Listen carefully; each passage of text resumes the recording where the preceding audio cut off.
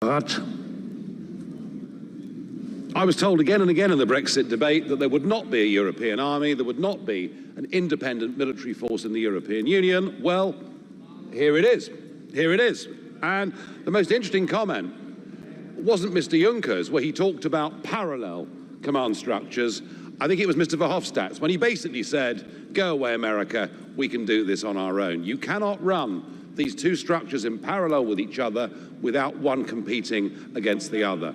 And once you've got an independent military force, then the argument becomes stronger to start using it. And I remember Mr. Verhofstadt, back at the time of Libya and elsewhere, you itching for the EU to militarily start getting involved. And for a project that prides itself on being about peace and reconciliation. That is an extraordinarily incendiary post.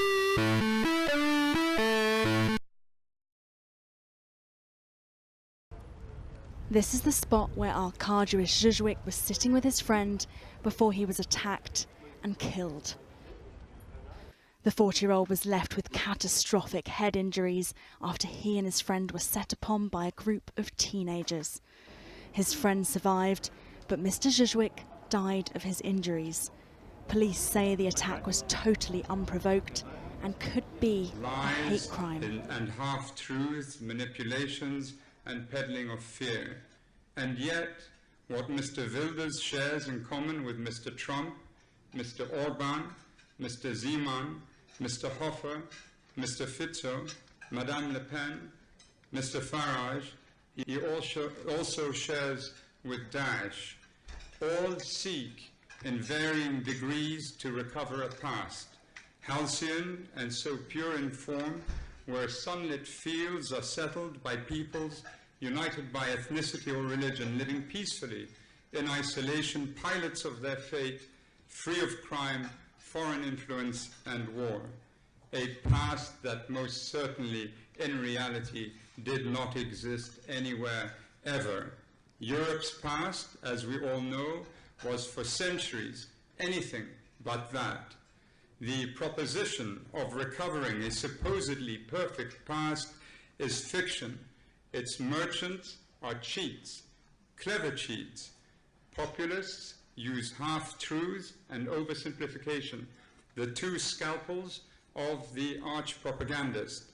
And here, the internet and social media are a perfect rail for them by reducing thought into the smallest packages, sound bites, and tweets.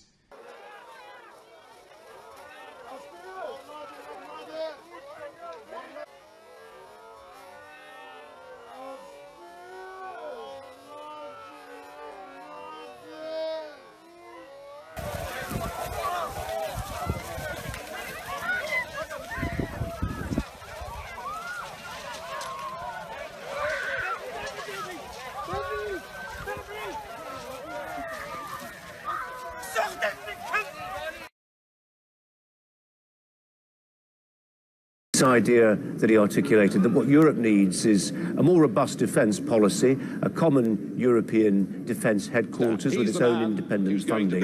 He didn't use the word army. Brexit. And if you were to think of this building, was of course started by your predecessor, Mr. Verhofstadt, Mr. Barroso, and perhaps now is a good opportunity. I'm sure the whole House would like to join me in congratulating Mr. Barroso. Brexit marks a big moment across the whole of the Western world, and what Hillary Clinton represents is more of the same. If you want change, voting for Hillary Clinton will not give it to you.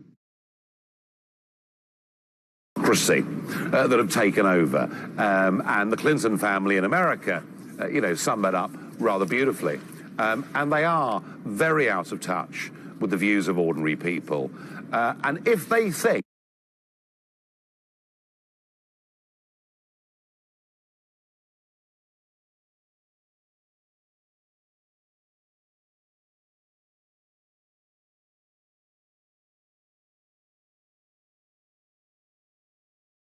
victim of race, they're a victim of their sexual preference, they're a victim of gender, all of that victimhood, right? Wouldn't be a bunch of dice that came from the 70s.